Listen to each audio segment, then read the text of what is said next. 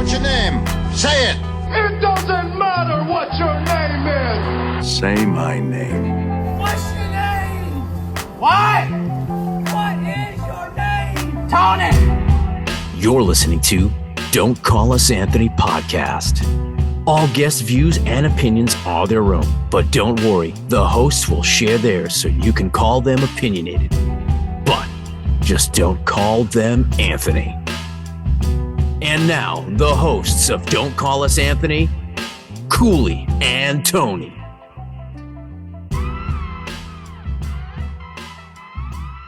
John, I just want to thank you, man, for coming on the Don't Call Us Anthony podcast. With that name of our podcast, there is one rule.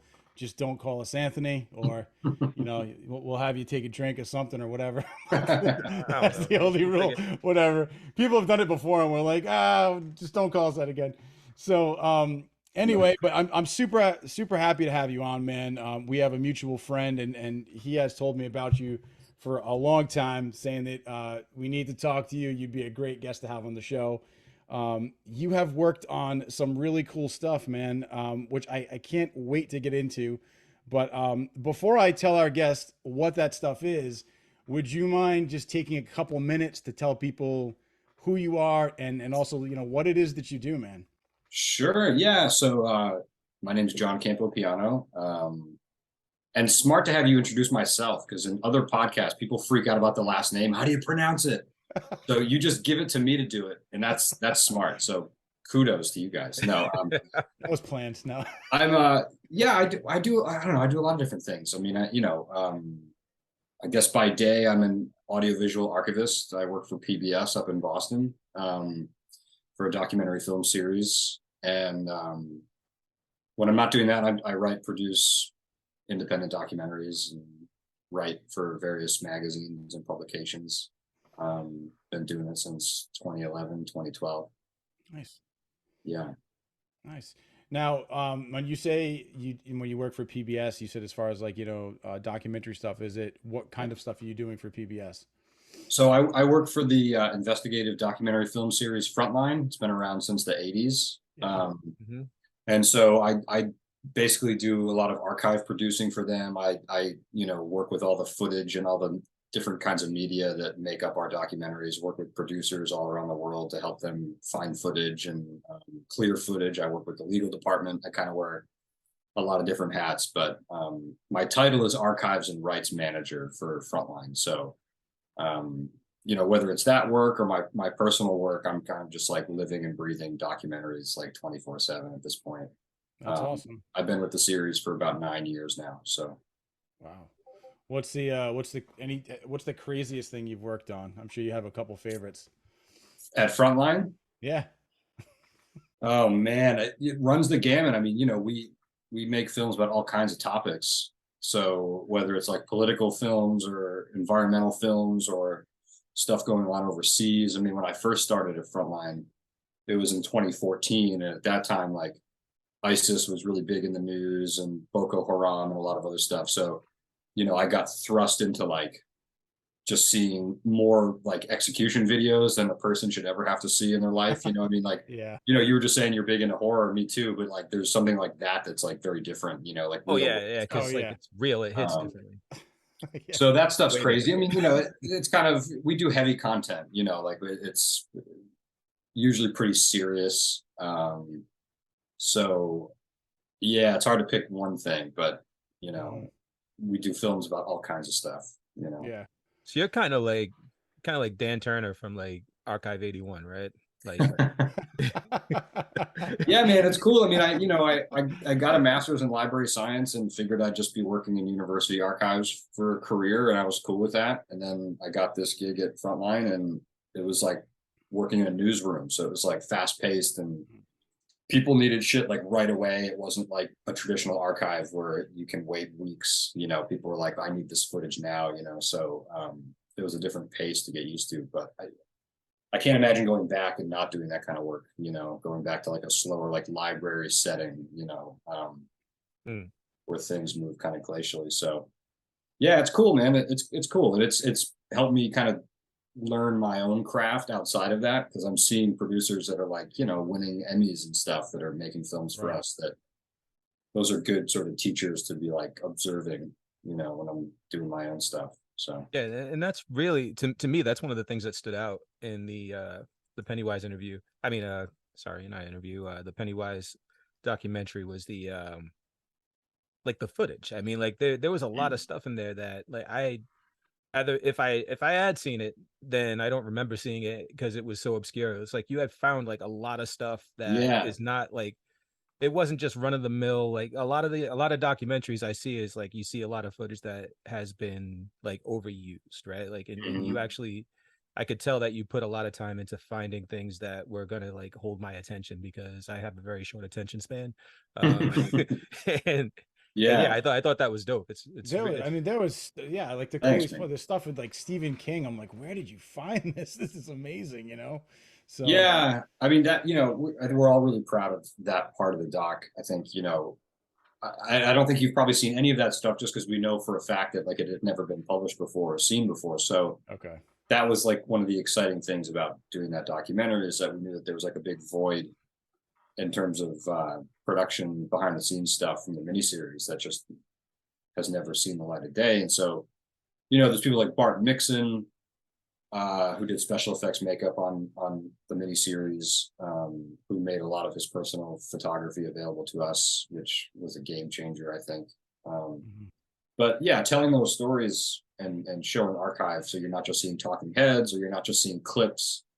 I think we've all seen documentaries on different films where they really pad it out with just footage from the movie. It's like, well, I've seen the movie. I don't need to see, like show me stuff I haven't seen before. exactly. So that was fun for the whole team to sort of find that stuff and show it in like a really interesting way. Now, what was your inspiration for starting the Pennywise documentary? I mean, obviously, I'm sure that you're a fan of the book, of Stephen King's work, of it in itself, but like, how did that project come about? How did it come to fruition? Yeah, so I had just come off my first project, which was a documentary about Pet Sematary and the Yes. film being made in Maine. And then I knew I wanted to do another project, and my partner on that first one had really little kids at the time, and I didn't have any, and so he was like, I want to spend more time with family, So I was kind of on my own, and I knew that I wanted to do one on the miniseries, but I was like, I can't do it on my own. So I started writing articles for like Bloody Disgusting and Dread Central at the time, and just little like kind of oral history interviews with cast and crew from the miniseries. And one of the guys I spoke with was Bart Mixon, and I learned that he had this amazing treasure trove of archive. And Bart had just taken part in a documentary with who would become my partners on Pennywise about Fright Night and Fright Night Part 2. Gary Smart and Chris Griffiths and Adam Evans out in the UK, Dead Mouse Productions. So they had known about Bart's archive from the miniseries as well. So I think I posted something online. Gary saw it and was like, oh shit, like we got to get to this first, or at least we got to get to him and try to collaborate. So that was 2016. We took a Skype call at the time and decided to join forces and collaborate on doing the doc on the miniseries. So that's how it started. Awesome. Yeah. Oh yeah, that's great that you kind of like he put out that teaser and you guys ended up working together. I think what I did was, I was trying to tease the articles, and so I posted just like a picture of a red balloon on my Facebook page. Yeah. I think Gary saw that and was like, "Oh shit, like we can't let him get to it first." So he was like, "So what are you planning?" And so I told him, and then it was fine, I think he reckoned, he knew, I knew his docs, he knew the Pet Sematary documentary, so I think we realized. And I had done so much of the legwork already and finding cast and crew, and like I knew the locations, so I think he saw an opportunity to like combine efforts, Yeah. So It was just, and just props to you because it was just so well shot. Everything was just very clean. The documentary just really flowed. I've had friends that I told about it. My buddy Don the other day, I was like, hey man, you should check out this Pennywise documentary. He's like, oh dude, I already saw it. It was awesome. So it's like, cool. So it's really getting some traction, and the people that I didn't think had even heard about it have already seen it. So Nice. that's amazing, man. Yeah. And getting the cast and crew, but getting Tim Curry in there. I mean, he had some really cool stories. I mean, like, did you get a chance to meet with him or to like talk to him one-on-one, or was that just filmed separately? No. Yeah. I mean, we filmed that interview at his house in Burbank, California. Okay. So he invited us over. We spent the afternoon with him. We shot that in his living room. And I mean, being New England guys, you guys will appreciate this. So I mean, I drink iced coffee year round. Yeah. And so he had iced coffee and stuff ready for us. And the Brits were like, what the fuck? What is it? Like, it blew their mind. Iced coffee, like the concept. I was like, oh, it's an American thing. Like, you know, they were awesome. probably expecting tea or something, but right.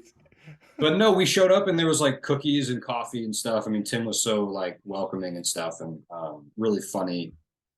And you know, we were all pretty nervous. We went out to breakfast right before we were going to his house, and normally it's like pretty rambunctious and we're all kind of bullshitting with each other. And it was a pretty quiet breakfast. I think we were all kind of like, we don't want to screw this up, you know, and going to his house, you know, it's like, yeah, it felt like a big deal at the time. You know, it was, you know, for us. So I probably would. I would have been dude, I would have been a wreck. Like Tim Curry is like one of my favorites. I mean, Lord of Darkness. I mean, everything this guy has under his belt. Yeah. Rocky Horror. I mean, it's. Oh, that's awesome that you get to spend some time with him. That's good. yeah, it was a nice special guy. experience. I mean, I think, you know, people have asked us in the past about like what the highlight was from like putting that documentary together. And for me, I don't know what the guys would say, but for me, it was that morning, you know, Yeah. being with Tim, and yeah, it was just very cool. And he had like in his living room, he's got like drawings of his different characters that fans have sent him over the years and stuff, which is kind of cool. That's awesome. Yeah, So, he just seems like such a cool guy. So yeah. awesome, and I'm glad to hear he was a nice person. That's always refreshing. So Yeah, that whole thing, don't meet your heroes, right? But no, he didn't disappoint at all. awesome, It was cool. Yeah. awesome. So as far as like the Pennywise documentary, you because of that documentary and obviously how great it was, you won a Fangoria Award, which congratulations on that. Yeah, thanks, man. So how did that come about? How did you find out about that? Was that must have been a nice surprise? Oh, it was, man. Yeah, I got a message from Chris Griffiths, the co-director with me on it, and he said, asked me for my mailing address. So I, you know, whatever, we're buds. So I gave it to him, and then, but I was wondering like why he needed my mailing address, and then he sent me a screenshot of the notification that we got from the heads at Fangoria saying that we had won Best Documentary, which, you know, was really satisfying because we were this little kind of indie crowdfunded documentary. We had $0 for marketing. We had $0 for promotion. And we were up against some bigger, you know, bigger documentaries that had way more cash to play with than we did. Mm-hmm. So it was kind of a nice, it was like gratifying to know that we won. And I think we found out in February. So it's been a tough secret to keep until May. But, right. And the award they gave you is pretty badass, man. It's got like a chainsaw going into the skull. it's pretty gnarly, man. Here, I'll grab it. I got it right over here on the shelf. That's awesome. Yeah, the chainsaw is separate. So when it came, and it's heavier than I thought it would be. Yeah. So the chainsaw comes out, which is pretty rad. Oh, dude, that's so awesome. Yeah. So I asked my wife, I was like, can we put this in the nursery? She's like, nah. That's awesome. Fair enough. But no, we were all like really kind of surprised, and it, you know, I read Fangoria as a kid, and so it's kind of cool, you know, Yeah. to get acknowledged in that way. So we're, you know, pretty psyched about it. Yeah, man. Seriously, that's awesome. Congrats. Is that a Jaws poster that I see framed in the background that's blurred out? Yeah, that is. It's a giveaway, man. Yeah, it's let me just then blur. I still have the blur up from like work and stuff. Here, let's get a little more familiar. Yeah, so yeah. Wow, it's like when you did that, the whole room just shifted. yeah, so when the movie first aired on TV back in, oh God, 78, Jim would know this. Jim's gonna watch this and be like, it was 80. Yeah, seriously. Read the book. It's in the book. Yeah. When it first aired on TV, it was sponsored by Datsun Car Dealership. And so this is a poster that hung in car dealerships back in the day. So super rare. I actually did get this from Jim. I bought it off of him years ago. Anyway, yeah. Sweet. Oh, dude, I'm obviously, I mean, we could talk about this all day, but I know you're a big Jaws fan. So, yeah. Yeah. You Guilty. were actually in you were in another documentary, Jaws Fanatics. I remember you did like a couple couple things there. I was in that as well, and they just filmed like a bunch of people. It's like Todd Braley, I think, did that. So Oh, that's right. God, I yeah, hadn't thought about that in ages. Yeah. yeah, it was weird because I went back and watched. I thought about that randomly today. I went back and watched some scenes of it, and I had seen you and a couple other people that I had met, so that was cool. Um, but let's talk about some documentaries that you've done in the past. I mean, you had Sure. the Pet Cemetery documentary, so you're obviously a big horror fan. Is that one of your favorite horror movies, Pet Cemetery? Like, what was the reason to start that one, being one of your Yeah. first? I don't know. I think so Pet Cemetery, I don't know that I think it's probably a favorite, but I think more for like nostalgic purposes. So that was like one of my earliest memories of Mhm. seeing horror films and being just totally terrified. Mhm. And same with the miniseries. I mean, I'm an only child, but I had a lot of friends in the neighborhood that had older brothers that were like renting far out shit and would show it to us way too young. Right. And so that was like how I got my horror movie diet as a kid. So Mhm. I think as an adult, I go back and I revisit these almost as like therapy in a way, like face the monsters that freaked you out as a kid. Yeah. Um, so Justin White, my good friend, who's also in Rhode Island, he loves Pet Cemetery, and we were talking one day about wanting to go up to Maine to just see the locations, where they filmed the movie. And one thing led to another. We're talking to one person. They're like, "Oh, if you want stories, you got to talk to this person, or this person's got photos from the production." And we just kind of organically started going up to Maine every once in a while, Mhm. collecting interviews on camera, finding photos, scanning stuff, and we thought, "Oh, maybe this will be like a YouTube video." But before we knew it, we had a lot of interviews, and we were like, "Oh, maybe this is going to be a documentary." So it was kind of an accident. Yeah. Um, and I never, even as a kid, I never had ambitions to like make films or do anything like that. So it was really kind of just like a kind of a happy accident. Um, Yeah. What and what what was your yeah, like the scariest part for you in Pet Cemetery? oh, definitely Zelda, like everybody, I think, and just not understanding, like not understanding like what the ailment was. Mm-hmm. I think even as a kid, like Gage getting hit, and his little shoe with the foot in it bouncing Yeah. across the Oh road. yeah, yeah, yeah. I mean, that was heavy, man. And like up to that point, like all the other movies my friends' brothers were showing us were like the classic stuff that you'd expect, right? Like the Friday the 13th, which were all very kind of particular, but Pet Cemetery was like an emotional horror film, like it really went pretty heavy, child death, like all this stuff. Mm-hmm. So even at a young age, I couldn't probably like articulate what felt different to me about that movie, but I knew it was different. Like I had a visceral reaction to that the way I didn't have watching Jason cut someone's arm off, you know. Yeah. Um, and knowing that later on as an adult, figuring out that it was filmed in Maine and being obsessed with filming locations. I mean, I would go to Martha's Vineyard as a kid just to see where Jaws was filmed, when I was Yeah. little. So that was the impetus for us to go up to Maine, and then that just kind of snowballed from there. Yeah, I agree with you, man. Like, I can definitely relate to that as far as a kid, wanting to go to all these different locations and not just any movie, just seeing like where things were shot, because I feel like being there and being like, wow, like the people that I admire in this movie like walked in this space. Like, how Totally. cool is that, So Yeah, that's the feeling for me too. It's like I'm stepping into the movie, and if it's a movie that you love so much, like there's no getting closer to it than like going and seeing where it was filmed. And I like to take recreation photos of like scenes from these movies. So, Mhm. my wife and I were in New York City a long time ago, and so I got to go find the Taxi Driver locations. I got to go find the Exorcist locations. Yeah.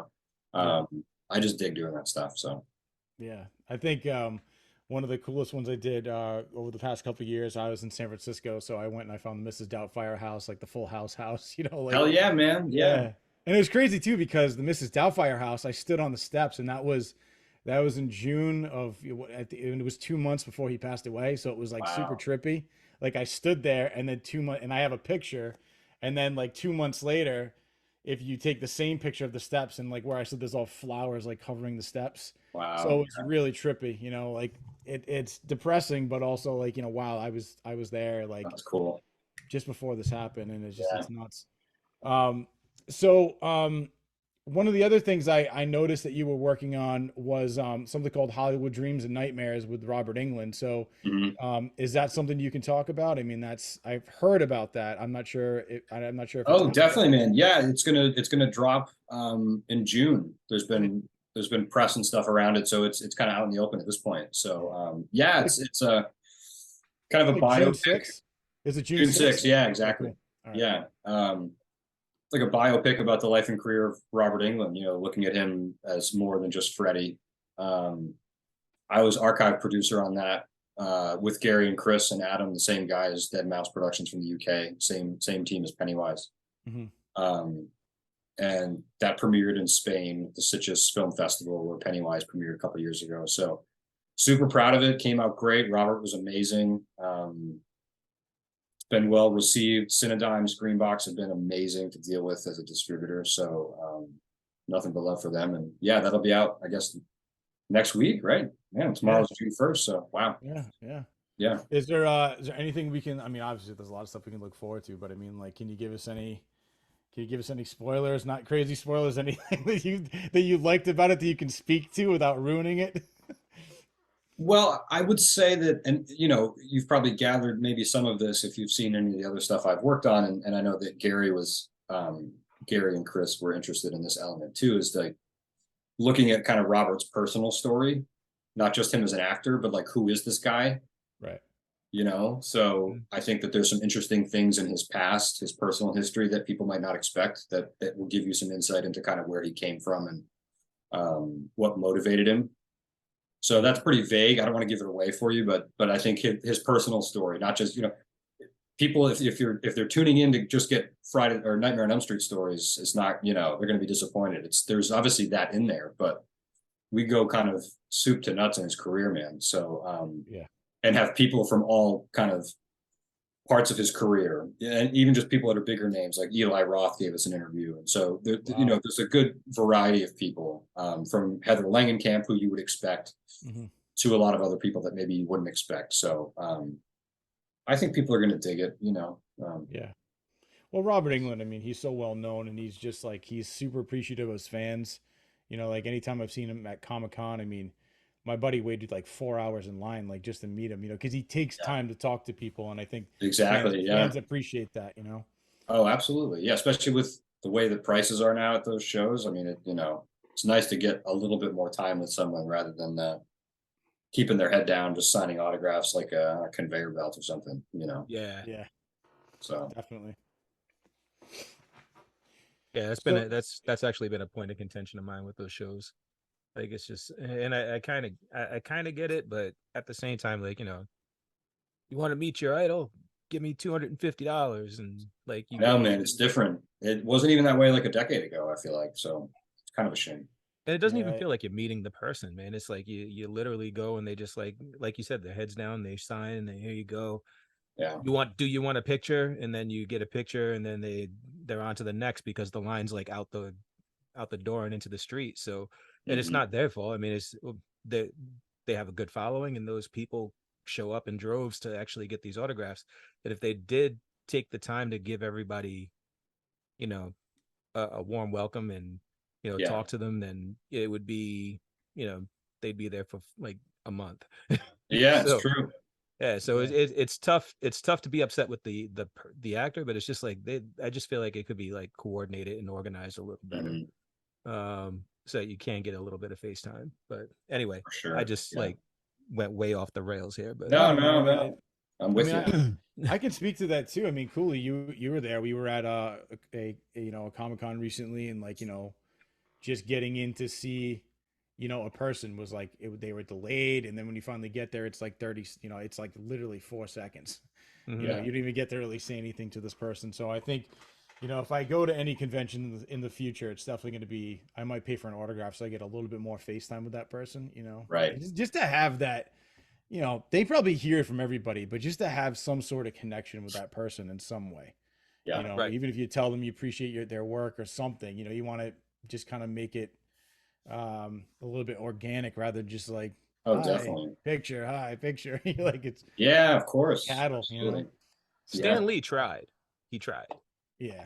With everybody. Like he Mhm. tried to do it for everybody. That was like one of my favorite experiences right there. That's cool. Yeah. Was meeting Stan. But Now, John, you've met a lot of crazy people. I mean, we were talking about Robert Englund, Tim Curry. I mean, all these Eli Roth, all these great people. Is there anybody that Tim Curry, you said, you were nervous about, but is there anybody else that kind of just like shook you a little bit? Like, oh, like starstruck to meet this person. Oh, in a starstruck way? Yeah. Probably. Gosh.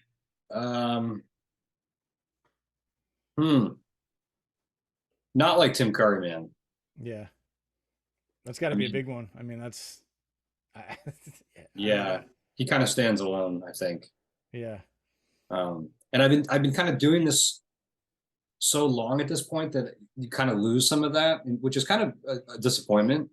Mhm. Like not that you get jaded about it, but it's kind of like, you're hanging out with these people, or you're interviewing them, or I've been doing some conventions over the last few years, and like, so you're like kind of spontaneously having dinner at the bar with Kane Hodder, and it just kind of becomes a little bit more like, Yeah. which is honestly not a brag. It's just sort of like it kind of takes a little bit of the magic out of it.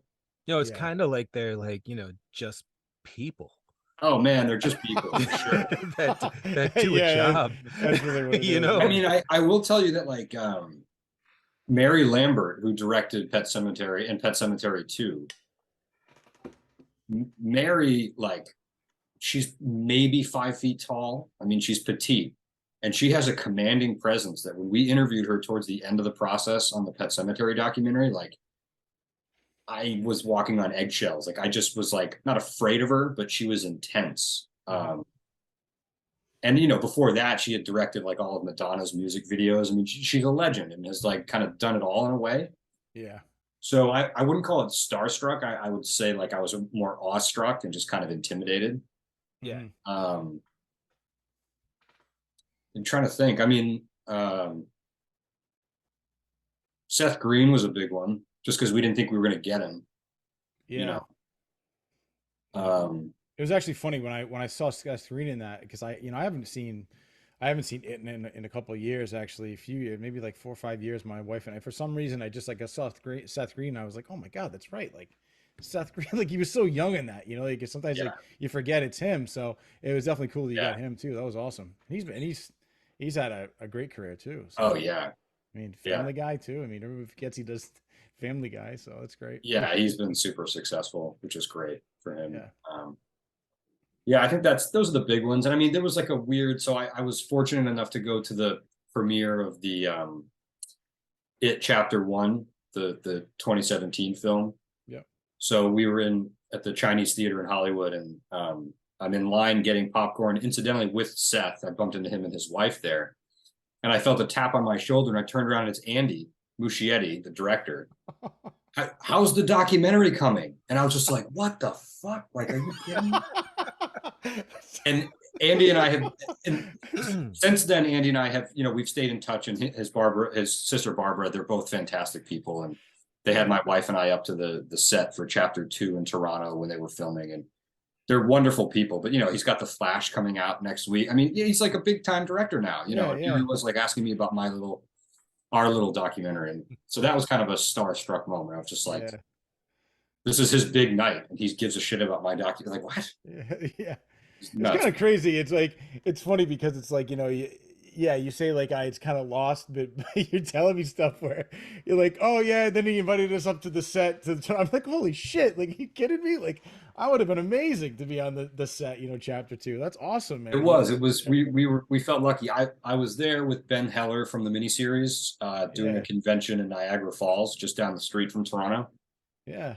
And I had messaged Andy and said, hey, my wife and I are in town, and I knew they were filming. He said, oh, come by the set if you want. So he like arranged it for us to get there, and we saw them shoot a couple scenes, and Barbara showed us around a couple of the sets, Mike Hanlon's library set that they built. And then they took us into the makeup trailer to watch Bill Skarsgård get made up as Pennywise, which was just like, wow. It was cool. It was very cool. I had never been on a Hollywood set like that before, and the security, man, it's like, as you'd expect, but like, they take your phones, they tape the cameras up, you sign an NDA. I mean, they do not fuck around about like leaking things, no photos, no nothing, which makes sense, you know. But Yeah, they did a but, fantastic job with that. They yeah, really Yeah, Skarsgård was awesome too as Pennywise. So, yeah. well, how long were you in the? I mean, obviously getting made up. I mean, that's hours. I mean, how long were you in the trailer with him? Oh man, 10, 15 minutes. I mean, you know, Yeah. we didn't want to be in their way, you know, so we just kind of bullshitted with him for a little bit Yeah. And left. But it was cool. He was like half done. He didn't have the wig on, but he had the makeup on, the contacts in and stuff. Yeah. It was cool. Yeah. Was he just like, hey, what's up, man? Yeah. Yeah, pretty much. He looked like he was like excited to just talk to anybody other than the makeup people. He was probably in that chair for a while, you know. Yeah, for sure. I saw one of his his audition tapes without the makeup. It was just like, dude, even without the makeup is freaky. Yeah. So he's great. Pretty expressive face. He's excellent. You know. So, dude, this is awesome. This is so much fun talking to you about all this stuff. I'm so happy for you, dude, that you've had this success. This is awesome. Oh, thanks, man. Yeah, it's taken a village. I mean, you know, filmmaking is a team sport, so it takes a lot of people, especially on indie films, indie docs, where you know you've got a full-time job outside of the project. You've maybe got parents you're taking care of, or you got kids, or you know, it's a lot to juggle, and we're all in that boat together. But no, we're super proud of what we've done, and a lot of cool stuff coming up. So I hoping it's going to be a big year this year and next year for some other projects too. Well, I mean, I know you're working on a specific project right now that I've heard about. I mean, can you say anything about that? I know there's some stuff going on. Which the Jaws one? Yeah, I'm not sure how much you can talk about that. Yeah, no, I mean, we've been David Bigelow, who's a colleague of mine, was an extra in Jaws back in the 70s and 75. And we've been working on this documentary with Jim Beller too, called Making the Monster, which is kind of taking a more intimate look at the island side of the making of the film. You know, I think the Hollywood stories have been told a lot over the years, and so we're kind of thinking about this as sort of like a documentary film version, kind of like Matt and Jim's book, Memories from Martha's Vineyard. And we've been uncovering a lot of new archive that nobody has seen before from the production. We've got almost 50 interviews in the can already. We've been working on it since 2018. So, but we've got an Instagram account, and we're kind of out there, and I think some more bigger announcements are kind of coming up that I can maybe tell you guys about offline. But we're excited about it. I think it's going to be a fresh look at the making of the movie that people haven't heard before, and we can time it with the 50th anniversary of the film in 2025. That'd be great, you know. So yeah, that would be awesome. And from what I've heard, I mean, it can't be confirmed, but I mean, I would be very surprised if the Vineyard did not do something for the 50th anniversary of the film. I mean, I'm sure they will. Yeah, I think they will. Yeah. So we'll see what becomes of it. I mean, the project has taken on different forms over the years, and we're just working to finish it. So yeah, and when I talked to Jim about it, he was very excited. He told me specifically he was really blown away at the amount of stuff that you guys have been able to dig up that hasn't been seen before. So props on that, man, because I feel like they had found everything, but it just seems like this movie just has more and more stuff that keeps coming out. It's unbelievable. Yeah, years later. I think if you're working on something Jaws related and you can wow and surprise Jim, you're onto something. Because he's seen everything. So yeah, man, he really has. So, and he's been a great asset. You know, he's on the team with us, and so we've got a good team going, I think. So yeah, we'll see what happens. Yeah, he told me, I forgot, I had mentioned this to him, and he said, now that I'm thinking about it, I remember he wanted me to get in touch with you to send you a photo my grandfather had actually taken when he was on the Vineyard while they were filming Jaws. He took a photo of Shark City. Cool. A couple different photos. So I'll send those your way. I have to dig them up, but I'll definitely get them to you if you guys can use it in any way. That'd be awesome. Oh man, that'd be great. Yeah, dude, send them over. That'd be awesome.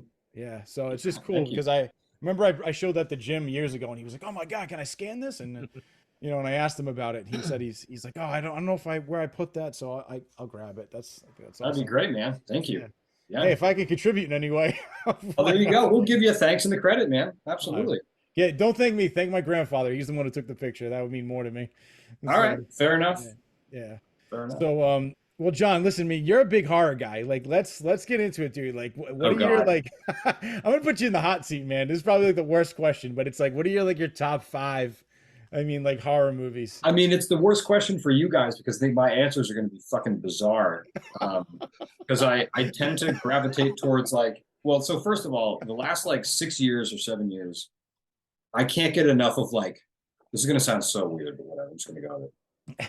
Like family-friendly horror and sci-fi movies, because it's a subgenre that is like so forgotten, but there's so much weird stuff out there. I mean, I can't overstate it enough. I mean, there's obviously movies that we all know, right? Like Little Monsters or Gremlins, stuff that's like made geared for kind of a younger audience. But then there's a lot of like B movies that were just like total insanity that I just dig. And now that I'm a dad, I'm starting to show my daughter some of this stuff. And so I'm just like, so that's a quick caveat. But I mean, I guess if we're talking just straight horror, again, man, nothing that's going to like surprise anybody. I mean, obviously the first Halloween. Oh yeah. I do love a movie that maybe you guys know. It was shot in Connecticut called Let's Scare Jessica to Death. I know it. I haven't seen it though. Which is from the early 70s, made by a filmmaker, John Hancock, who's still alive actually, who was the original director of Jaws 2 before he got fired. Oh yeah. It's more of a supernatural psychological thriller than it is a horror film. There's very little blood, very little violence, but it's beautifully shot, all down in Connecticut, Old Saybrook, Connecticut. So it's a regional film, and I really dig New England regional films. And that's one that I find myself going back to. And Shout Factory did a beautiful Blu-ray of it a few years ago. I contributed small amount of stuff for the special features of that disc, but check that one out. I mean, you guys are New England guys, so you know. Texas Chainsaw Massacre, again, like nothing like super. I mean, it's just I go back to it all the time. Yeah, it's so good. What does that put me at? 3? Does Jaws count as a horror film? People are divided on this. Is that a qualifier? I mean, I think it does. I mean, I think it's yeah, he's like like Jason Voorhees in the water. Yeah. I mean, you're seeing people get ripped apart. I mean, it's disturbing. I mean, I think it's a horror film. I mean, if that was to happen in real life, that's a horror. Yeah. You know, so.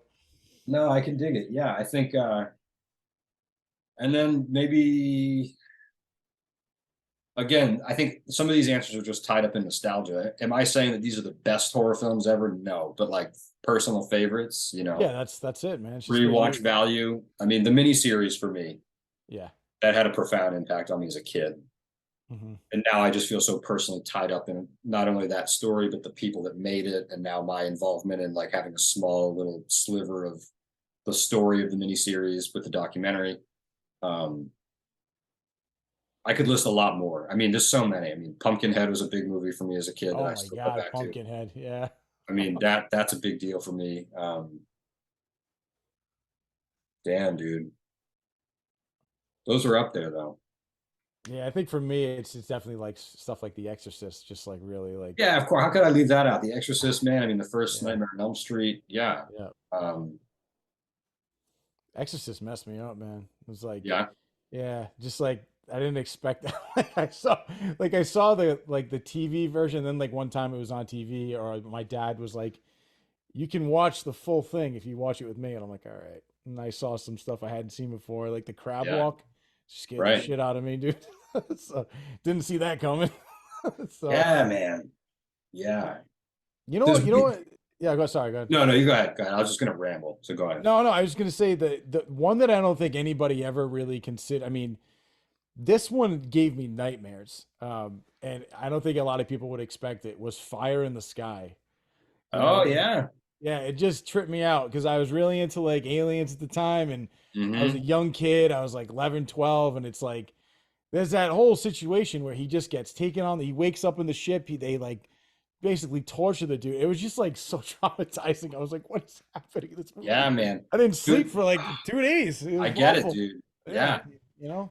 Yeah, there's movies like that. I mean, I think for me, like thinking back to like childhood, there's like scenes that are burned into my brain that like I would just catch on TV or something. So there's like, well, okay, so The Howling, the original Howling is up there for me as well. I mean, American Werewolf in London, but was The Howling 3 where there's like the werewolf like busts out of the chest? Not, it's not. Yeah, there's like something that comes out of someone's stomach that like I just happened to catch on TV as a kid, I and think it you might be right about that being 3. I think. freaked me out, man. Yeah. And in the same way, I remember I was at my buddy Zach's house who lived in North Attleboro at the time, and his parents had HBO, so we'd always go find like all kinds of questionable content to watch. Right. And we just happened to click onto Alligator, the original Alligator, Yeah. where at the end the wedding scene where the alligator just goes on a rampage. Yep. So I click on it, and it's like the moment that the jaws are coming down, and there's like a waitress in the jaws of this alligator just getting completely devoured, and it was just like. I was probably like I was 10 or 11 years old, and it was another couple of years until we found the movie that was from and watched it and loved it. But so there's like snapshots from movies that had a big impact on me as a kid. Yeah. Anyway, yeah. Yeah, I would say like for me, it's gonna be The Shining, Yeah. Oh, so Poltergeist. Mm-hmm. I'd put Alien, the first one, good. Yep. there. Yeah. I mean, the tension alone in that movie was like just crazy. Like throughout the whole thing, the atmosphere was like, and the chest popper. I mean, that whole scene just Yeah, like, of course. that was like Tension, it was nightmare like inducing. palpable. Yeah. Huh? It was palpable. That Yeah. like, Oh, for sure. definitely. Yeah. Toxic Avenger. Oh. Mhm. Okay. The like a lot of the trauma stuff I was into. Yeah, like that's kind of like my bag, Probably. Yeah, man. oh, I and remember the first time I Nightmare. saw Rabid Grannies, I was like, what the fuck? Loved it. Got a copy downstairs, I think. But, Nice. I don't You have know- any of my old stuff, man. I'm so mad. Yeah. Have you ever seen The Guardian? Yeah. Yeah, that was another one that I thought was really good. It was well done. It was would that be considered family friendly? Maybe. I mean, I think there might have been some Maybe. racy scenes or whatever, but I don't think there But was. they all had that kind of stuff, which was great. Yeah. Like they, especially go back and watch them now, and you're like, wait a minute, what? Like this is a family friendly movie. Like I don't recall any like super like blood and gore in that movie. It was just like super creepy. Like it was just the concept of this this person that was supposed to be like taking care of you is like this like witch summoner type person. Yeah. It was it was just so cool. And it definitely like stayed with me throughout my lifetime. So And see, that's been the impetus for me to get into a lot of these documentaries. It's like I've got a film like that, and so like I want to learn about it, and find out more. And films like Pet Sematary and the miniseries, there was nothing really in the public in terms of like interviews with the cast. No one had heard from Tim Curry talking about the role, and so it's kind of fun to try to fill those voids. Anyway, yeah, It was great. It was really great to just hear him talk about like, it was great to hear everybody talk about what an amazing actor he is. And how I don't think sometimes he gets enough credit. I mean, when you look at the amount of work that he's done, I mean, Rocky Horror, Pennywise, Lord of Darkness. I mean, then people forget like, hey, he was hilarious in Home Alone. They're like, he's so versatile, and I just think, he's one of those guys who he's kind of got like that cult, appreciation, like if you're like a Rocky Horror guy, who Tim Curry is, and like you probably worship the dude, but I just don't think like he ever gets another, like some people I know like have seen Legend. They're like, wait, that was Tim Curry.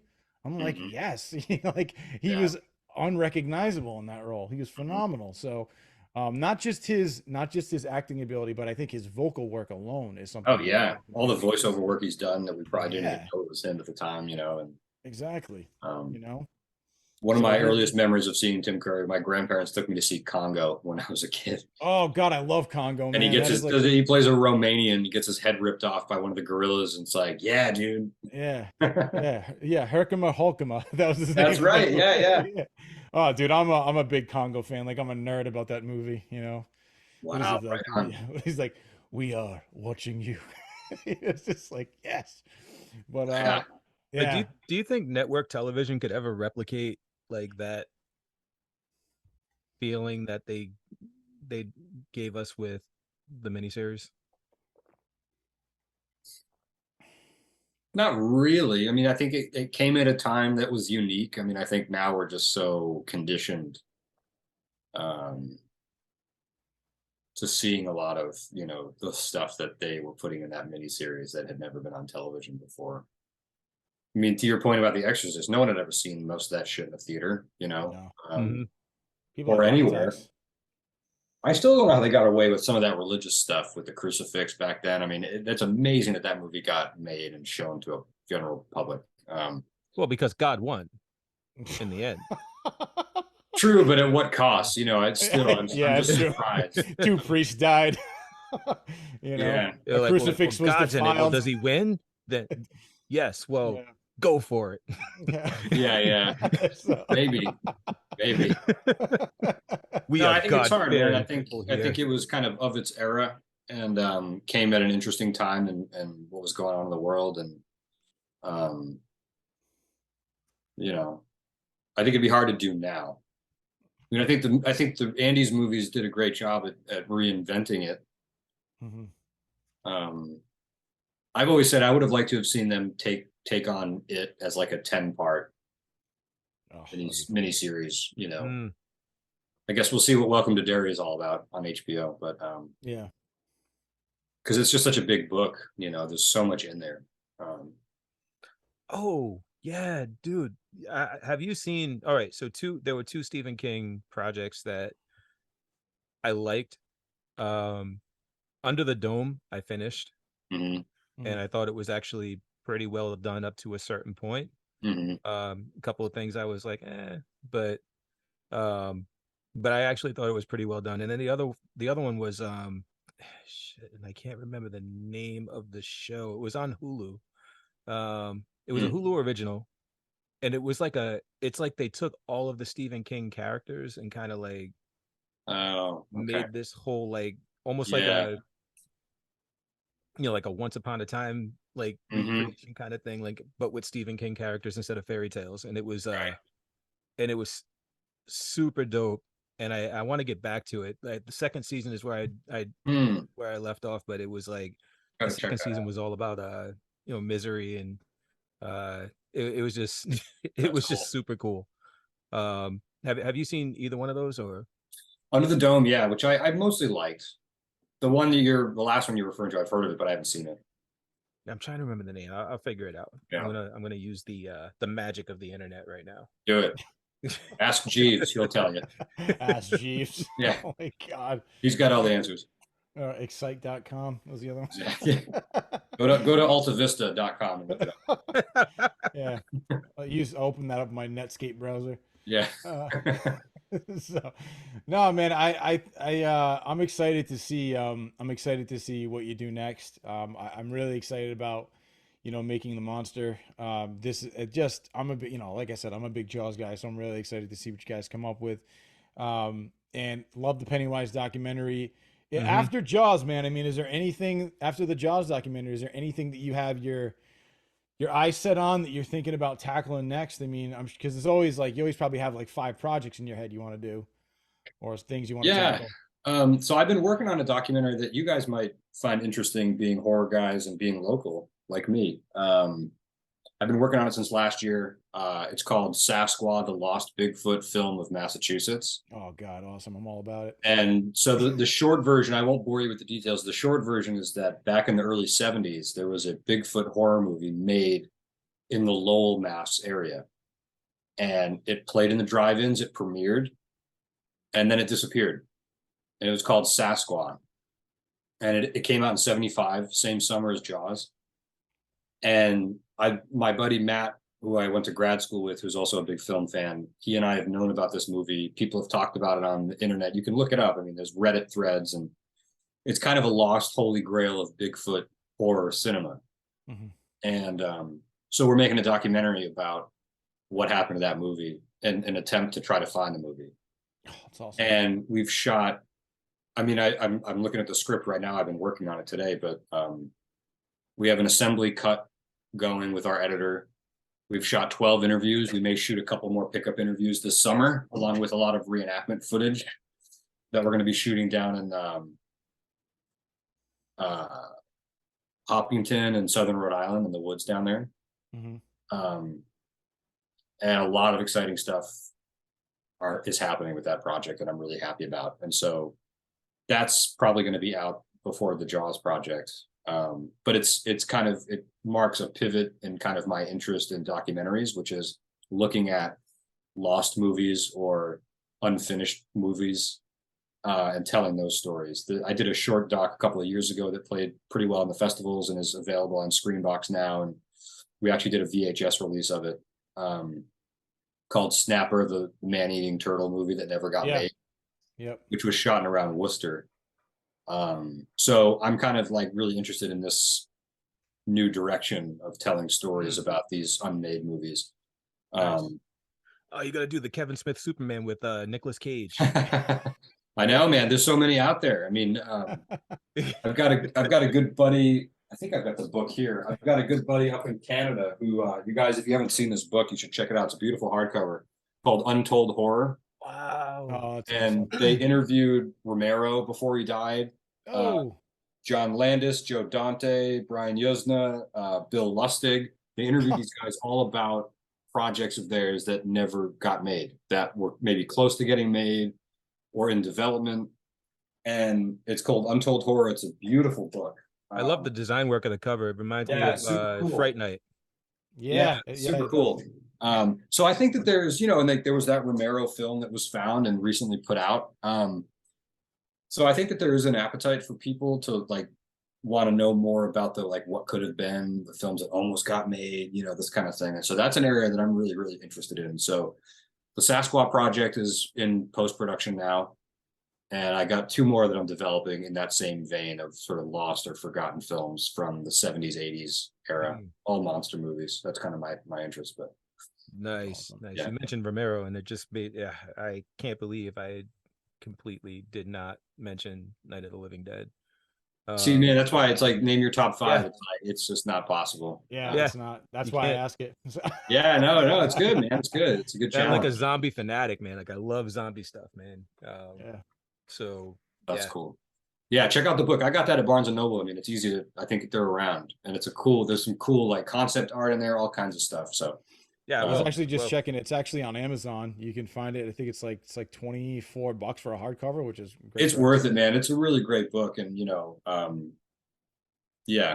So anyway, that's kind of like part of my interest in these new projects that I'm working on. But dude, that's exciting, man. I really like. I mean, I can tell you just from a viewer standpoint that that's something that I would dig, man. I would totally be into that. Like when you've seen everything, or you feel like you've seen everything, like for sure, to know about the stuff that you've never seen because you couldn't, right? Like it's it's really cool, man. That's just such a cool concept, and I'm totally into that. Right on, man. Yeah, thanks. Well, I'll keep you posted on it. I mean, I think, it'd be fun to come back and talk about it once it's done and you can see it. Because like I said, it was shot in and around Lowell, Massachusetts. And from what we can tell, it was shot in like 72, 73. And it looks like it's probably one of, if not the first independent feature film made in Massachusetts ever. Wow. So nice. That's cool from like a historical perspective, Yeah, please do, man. I will I'll watch the shit out of that, man, for real. Cool. Now, does it look like anybody's found the film? Like, is there a full, are you going to tell us? You probably know. He's like, I'm not going to say anything. So no, he's going to, yep. I can't wait, man. I can't wait to actually see it. That's, dude, if there's he could tell you, but he'd have to kill you. Yeah. Yeah. No, yeah, I'm excited about it. I'll send you guys the poster for the doc. Do you guys know Readful Things guy Adam, who does like action figures, like custom? He's on Instagram. No, but Needful Things. That's another one. Yeah, Needful Things. Yeah, Yeah. Holy shit. yeah. No, you said Readful Things though, right? Readful Things is his name. Yeah, he does like custom action figures. It's amazing artwork. Really, you should check him out. He's based in New Hampshire, actually. No way. All right. Oh, dope. I But would like Jamie Lee Curtis takes pictures with his figures because he made one of her from Everything Everywhere All at Once. I mean, he's like, Oh, I saw that was on on IG, Instagram, right? I saw the that. REED. Yeah, yeah. Okay. Readful. oh, REA. REA. I know exactly what you're talking about because I saw that picture. I think she posted it on her story. She did. You guys got to check him out. He's amazing. So anyway, he designed the poster with me for the doc, which I'm excited about to have his touch in there because he's super talented. I mean, just like bananas talented. That's awesome. I know. Yeah, I'm actually looking at all these action figures. I have seen these. I know about this guy. This is awesome. He does some great stuff. Yeah, So yeah, he does. yeah, he's got a hell of a following too. He's got like 93,000 followers. Oh my god, he's awesome. He does some great stuff. Yeah. So anyway, yeah, awesome. Well, listen, John, I just want to thank you for coming on, man. This has been thanks for having me on. Dude, yeah. I mean, we got to talk about like some cool horror stuff. I mean, we got to get into what you like, which I appreciated, and I can't wait to see the documentaries you've been talking about, man, especially the Jaws one. You know, I can't wait to see that, just to see the stuff that nobody's seen yet. Yeah. So, yeah, keep me posted on Sasquatch. Yeah, We'll do, man. Yeah, definitely. Yeah, for sure. Yeah, well, I'd love to have you back on once that comes out. That would be amazing if you're willing to come back. So yeah, of course. That sounds great.